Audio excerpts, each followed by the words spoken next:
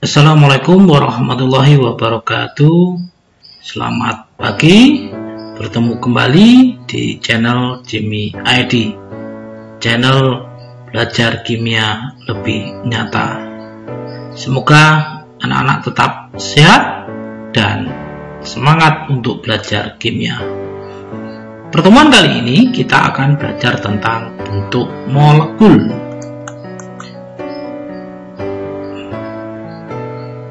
Hari ini kita berada di KD 3.6, yakni menentukan bentuk molekul dengan menggunakan teori tolakan pasangan elektron kulit valensi atau VSEPR atau teori domain elektron.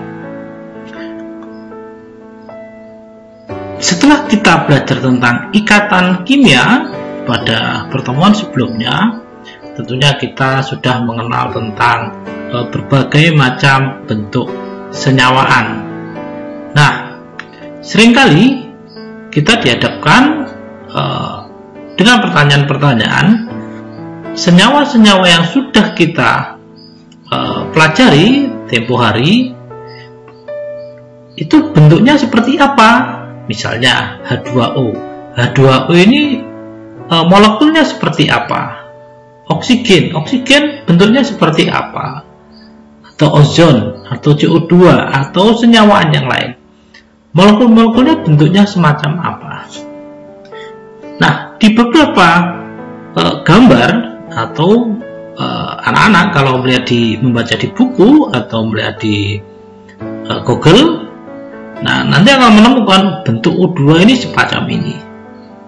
Ini bentuknya O2 atau oksigen. Ini bentuknya ozon. Ini bentuknya CO2.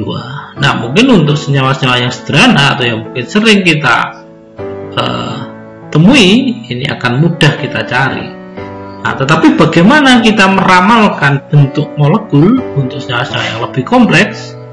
Nah, kali ini kita akan belajar itu, jadi menentukan bentuk molekul atau meramalkan bentuk molekul dengan menggunakan teori tolakan pasangan elektron kulit valensi dan teori domain.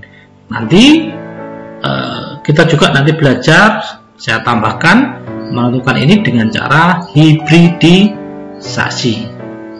Nah, kita lihat ada beberapa bentuk molekul. Ini dasarnya, ini ada yang bentuk linier, ada bentuk V, atau bentuk V semacam ini, ada segitiga datar, ada jungkat-jungkit, ada tetrahedral, ada segitiga piramid, ada segi empat datar, ada segitiga piramid, ada juga yang oktahedral. Nah, kita lihat dulu di sini tentang teori bentuk molekul. Ya, yang pertama adalah teori VSEPR atau Valency Shell Electron Pair Repulsion. Adalah pasangan elektron dalam ikatan kimia ataupun pasangan elektron yang tidak dipakai bersama, yaitu pasangan elektron mandiri saling tolak menolak. Pasangan elektron cenderung untuk berjauhan satu sama lain. Teori ini menggambarkan arah pasangan elektron terhadap inti suatu atom. Gaya tolak menolak antara dua elektron akan semakin kuat dengan semakin kecilnya jarak antara kedua pasang elektron tersebut. Gaya tolakan akan semakin kuat jika sudut di antara kedua pasang elektron tersebut besarnya 90 derajat. Tidak hanya itu, tolakan yang melibatkan pasangan elektron tunggal lebih kuat daripada yang melibatkan pasangan ikatan. Di bawah ini ada beberapa urutan besarnya gaya tolakan antara dua pasang elektron menurut teori VSEPR. Jadi pasangan mandiri, ini ada pasangan mandiri, ada pasangan ikatan. Pasangan mandiri ini yang seringkali kita kenal dengan PEB, pasangan elektron bebas, atau disebut juga dengan PEB. Nah, ini jadi pasangan elektron bebas dengan pasangan elektron bebas ini tolakannya sangat besar dibandingkan senyawaan yang pasangan elektron bebasnya dengan pasangan elektron ikatan. Ini tolakannya ini lebih kecil dibanding kalau sama-sama bebasnya. Dan ini lebih besar daripada pasangan elektron ikatan dengan pasangan elektron ikatan. Jadi kalau pasangan elektron bebas dengan pasangan elektron bebas itu tolakannya sangat besar dibandingkan tolakan yang terjadi antara pasangan elektron bebas dengan pasangan elektron ikatan. Atau yang paling kecil tolakannya itu pasangan elektron ikatan dengan pasangan elektron ikatan. Nah, untuk lebih jelasnya coba perhatikan ini. Ini adalah pasangan elektron bebas, ini pasangan elektron bebas, ini pasangan elektron ikatan, ini pasangan elektron ikatan. Nah, kenapa molekul H2 ini bentuknya tidak lurus atau mempunyai sudut 90 derajat? Nah, ini karena apa? Ini PEB pasangan elektron bebas ini tolakannya sangat besar, ini yang paling besar dibandingkan PEB ini dengan PEI. Makanya ini menolaknya lebih besar, dan PEI dengan PEI ini lebih kecil pasangannya. Jadi kenapa bentuknya tidak lurus atau linier atau membentuk huruf V? Ini karena adanya pengaruh B, karena pengaruh pasangan elektron bebas tolakannya ini lebih besar dibanding gaya tolakan PEI. Beberapa senyawaan yang mempunyai bentuk V seperti H2O, seperti OF2 dan OCl2, nah ini juga sudut yang dibentuk juga akan berbeda tergantung kekuatan dari gaya tolak dari pasangan elektron ikatan dan pasangan elektron bebas, ya juga memberikan pengaruh di sini sehingga mempunyai sudut yang berbeda. Nah, untuk mengingat-ingat pelajaran yang kemarin supaya pertemuan kali ini bisa lebih mantap, nah ini saya ulang kembali tentang pasangan elektron ikatan, mana yang disebut pasangan elektron ikatan dan mana yang disebut pasangan elektron bebas. Contohnya seperti HCl, ini struktur Lewisnya. Nah, di sini ada satu pasang elektron ikatan. Ini ada 3 pasang elektron bebas, sehingga jumlahnya semacam ini. H2O, pasangan elektron ikatannya ada 2, pasangan elektron bebasnya ada 2. Kita selanjutnya ini, coba NH3, ada berapa pasangan elektron ikatan dan pasangan elektron bebasnya? Nah, pasangan elektron ikatannya ada 1, 2, 3. Pasangan elektron bebasnya ada 1. Yang ini kita lihat pasangan elektron ikatan ada ini, ada 2 ikatan anggap. Yang PCl5 ada berapa? 1, 2, 3, 4, 5. Pasangan elektron bebasnya tidak ada. Jadi yang dia pasangan elektron bebas itu pada atom pusatnya, bukan pada unsur yang menempel semacam TCl. Jadi bukan ini yang dihitung, tapi pasangan elektron bebas yang pada atom P. Jadi kan tidak ada, semuanya pasangan elektron bebas. Kita lihat ini yang P, yang P Br3. Jadi pasangan elektron ikatannya ada 3, yang bebas ada 2. Ini yang dihitung. Jadi bukan Br yang ada di sini, ini tidak dihitung.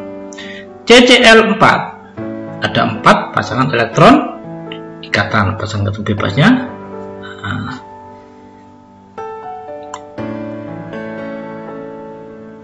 Nah, setelah kita tahu mengerti bagaimana menentukan pasangan elektron bebas dan pasangan elektron ikatan, nah kita bisa menentukan bentuk molekul. Nah, dengan rumus semacam ini.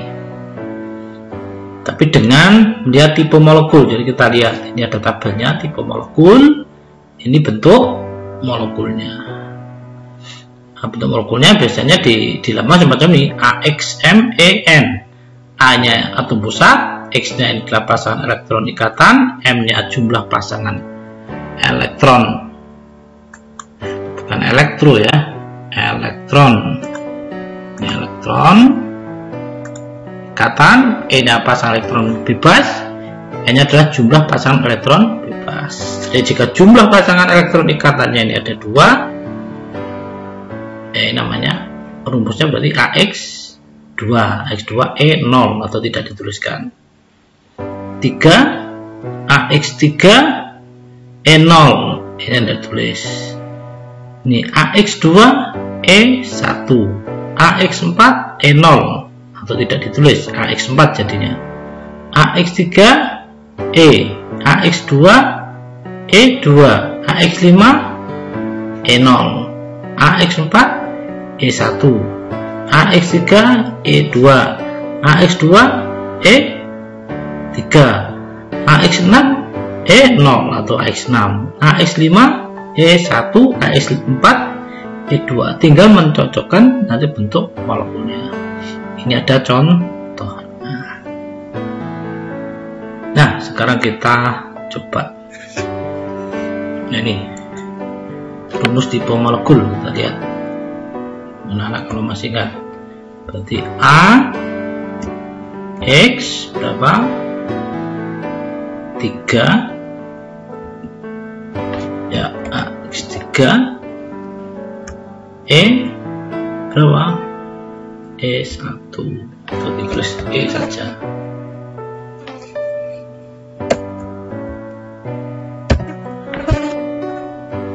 Kita lihat satu persatu. Ini kita tentukan dulu atau langsung kita cocokkan. AX3E, AX3E, AX3E, AX3E.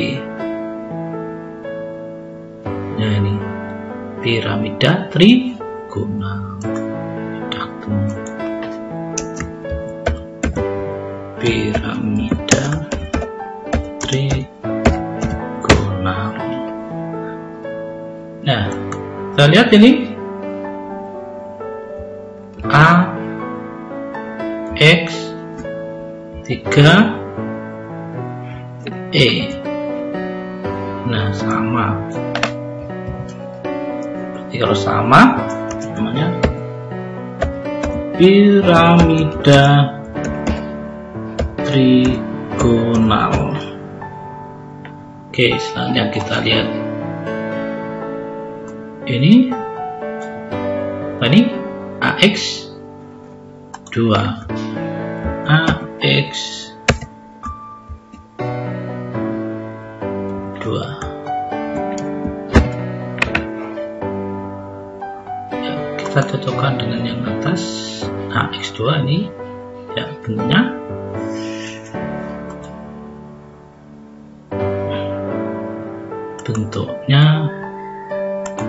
linier.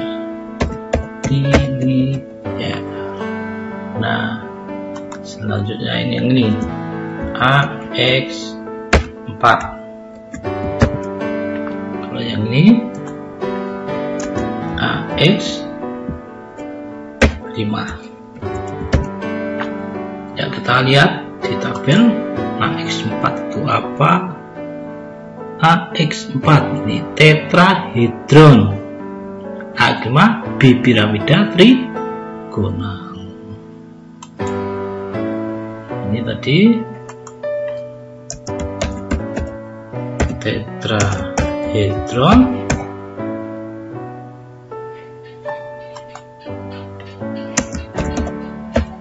trigonal bipiramida.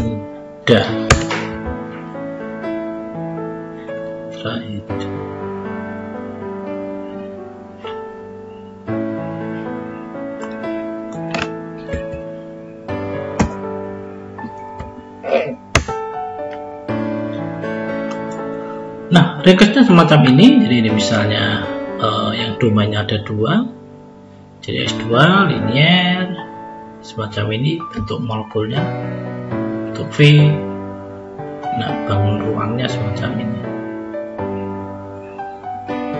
Oke, selanjutnya ini sebenarnya nggak jauh beda dengan teori di atas, cuma ini kalau kita tidak bisa menggambarkan rumus Lewisnya, bisa dengan cara semacam ini, yaitu dengan cara teori domain elektron.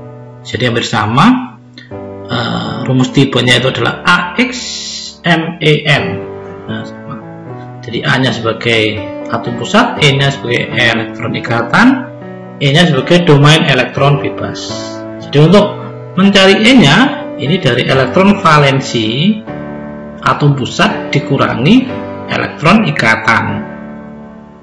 Jadi domain elektron bebasnya satu pasangnya itu elektron valensi atom pusat dikurangi elektron ikatan. Misalnya semacam ini, SF6. Nah, S ini elektron valensinya adalah 6. 4 ini ikatannya, jadi 6 dikurangi 4 dibagi 2. Ada berapa? Ada 1. Jadi masih ada satu pasang. Jadi tipe molekulnya adalah AX4E. Ini adalah teori domain elektron. Nah, kalau kita bisa menggambar struktur Lewis ya seperti tadi. Kalau tidak bisa menggambar struktur Lewis ya, mungkin dengan cara semacam ini. Nah, selanjutnya adalah teori hibridisasi. Hibridisasi merupakan konsep menyatunya orbital atom sehingga membentuk orbital hibrid baru yang sesuai pada penjelasan kualitatif sifat ikatan atom. Secara sederhana, hibridisasi merupakan pembentukan orbital karena gabungan peleburan dari dua atau lebih orbital atom dalam satuan atom. Catatannya pada penentuan hibridisasi maka berfokus pada atom pusat. Jadi yang kita tentukan adalah atom pusatnya. Sebelum memahami teori hibridisasi, sebaiknya kita sudah paham terhadap konfigurasi mekanika kuantum. Jadi semacam ini. Ini adalah tabel bentuk geometri molekul hibridisasi. Ini orbital asalnya sp, ini orbital hibridanya adalah sp2, sp3 adalah tetrahedron, sp3d adalah bipiramida trigonal, sp3d2 adalah oktahedron. Nah, akan kita saya jelaskan satu persatu. Contohnya semacam ini. Ramalkan bentuk geometri ALBR3. Jadi kita berfokus pada AL-nya bukan BR-nya. BR-nya ini kita nanti ada 3 elektron yang masuk pada orbital AL. Jadi misalnya semacam ini. Jadi AL ini elektron valensinya ada 3, orbitalnya semacam ini. Ini keadaan dasarnya.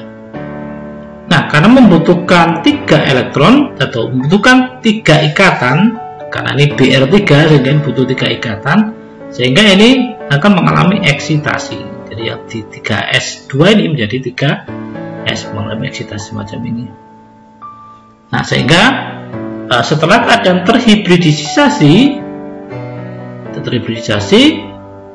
BR bentuknya semacam ini. Nah, ini terisi menjadi SP2. Ini untuk orbital hibridanya. Bentuk geometriknya adalah segitiga datar sama sisi. Oke, lanjut. Ramalkan bentuk geometri CH4. Nah, ini atom pusatnya adalah C. Kita harus berfokus pada C. Semacam ini. Ini keadaan dasar. Ini adalah orbitalnya. Nah, karena yang dibutuhkan itu adalah 4, ada 4 ikatan. Nah, di sini masih tersedia 2, sehingga ini harus mengalami eksitasi elektron. Ini keluar di sini. Oke, sehingga di sini tersedia 4 ruang untuk elektron H masuk dalam orbital di sini.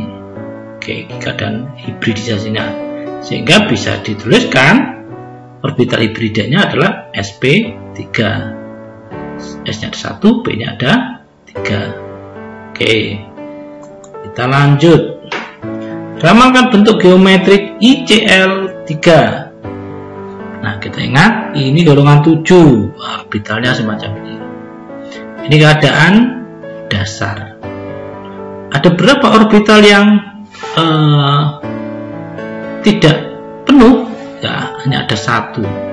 Padahal berapa yang dibutuhkan? Yang dibutuhkan 3. Berarti butuh berapa ruang lagi? Butuh 2 ruang lagi. Berarti salah satu elektronnya ini harus mengalami eksitasi. Dia di 5p2 ini eksitasi, sehingga bentuknya semacam ini.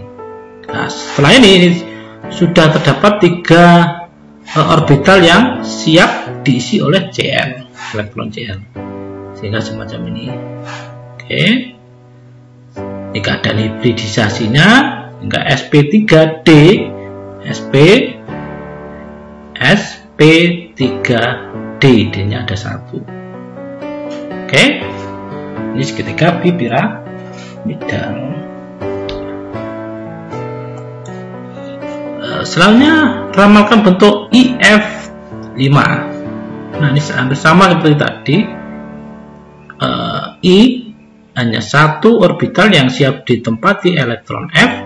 Padahal di sini F butuh 5 elektron, sehingga harus ada 2 elektron dalam orbital ini yang mengalami eksitasi. Nah, sini, sehingga di sini siap diisi ada 5 ruangan yang siap diisi oleh elektron F. Nah, ini keadaan hibridisasinya atau rehibridisasi, sehingga bentuk orbital hibridanya jadi sp3d2. Bentuk geometriknya adalah oktahedron. Oke, itu penjelasan tentang bentuk molekul dengan VSEPR, teori domain elektron, dan teori hibridisasi. Sebelum saya akhiri, jangan lupa like, subscribe, dan share channel ini. Terima kasih. Assalamualaikum warahmatullahi wabarakatuh.